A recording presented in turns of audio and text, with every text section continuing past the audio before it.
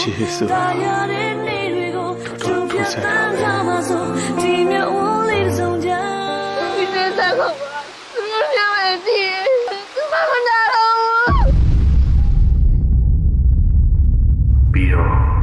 ကျိန်ဆိုင် ရှင်းတဲ့ကျိန်စာတွေကသစ္စာမရှိတဲ့လူတွေကိုပဲကျိန်စာတင်းစရာဆောင်းရှင်းဆောင်တဲ့ဒီပင်ကံကောမတော်မပွင့်ပါစေနဲ့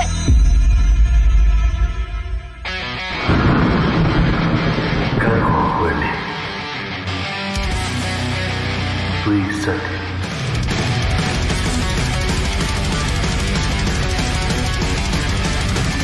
တွေ့ဆက်ဆိုတဲ့ကံခေါ်ခွင့်နဲ့